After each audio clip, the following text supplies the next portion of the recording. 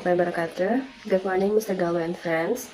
I'm Jasmine Angelique from FKIP Media Nusantara Citra. My major is English Education, Department, year 2002. So now I'm gonna talk about college plagiarism on the rise. You must know that this action of plagiarism has occurred in the world of school, college, and also in the world of work. Almost all people commit acts of plagiarism. So, this is the overview of the presentation. We're gonna explain about what is plagiarism, why do students do plagiarism, global statistic plagiarism, student plagiarized statistic, consequence of doing plagiarism, avoiding plagiarism, and plagiarism checker online. First of all, does anyone know what is plagiarism is? You can raise your hand or unmute the microphone to tell the answer. Plagiarism is presenting someone else's work or ideas as your own with or without their consent by incorporating it into your work without full acknowledgement. In other words, plagiarism is using or stealing someone else's work without crediting the source. Why do students plagiarize? There are some reasons that students do plagiarism on college, which are desire to get a good grade, fear of failing, the pressure to obtain good marks in their assignment, enables them to get creative and innovative in their assignment, pressure to meet deadlines, lack of knowledge among students of what constitutes plagiarism, and the last is lack of good academic writing skills. Global plagiarism statistic.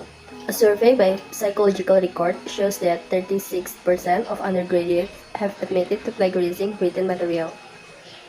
A national survey published in Education Week found that 54% of students admitted to plagiarizing from the internet, 74% of students admitted that at least once during the past school year they had engaged in serious cheating, and 47% of students believe their teachers sometimes choose to ignore students who are cheating.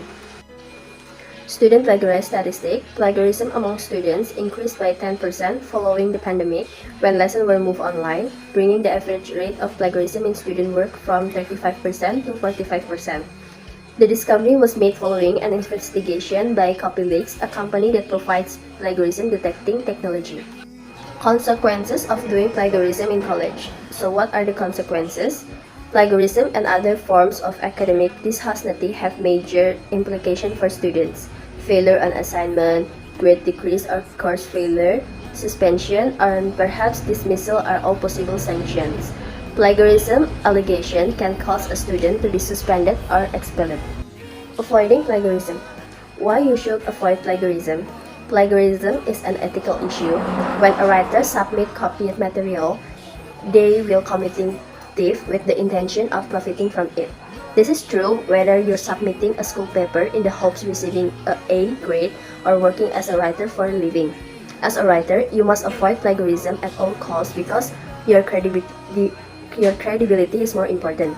It could cost you significant professional reference and potential job growth, in addition to losing the respect of your mentors and peers. Plagiarism might cost you financial aid or leadership position if you're still in school. Furthermore, it deprives the original creator of the work of credit or profit, perhaps putting you in additional legal problems if the source takes legal action against you. How to avoid plagiarism in college? First, you should cite your source. When alluding to an idea or wording that's not your own, add a citation in your writing that identifies the full name of the source, the date it was published, and any other citation element that's required by the style guide you're adhering to. Second, include quotation. If you insert a source word into your writing verbatim, one of the most simple yet obvious way to avoid plagiarism is by using quotation marks around the text to denote that the words aren't your own. A direct quote should also cite the source so that the readers know who the quote is from. The third one is paraphrase.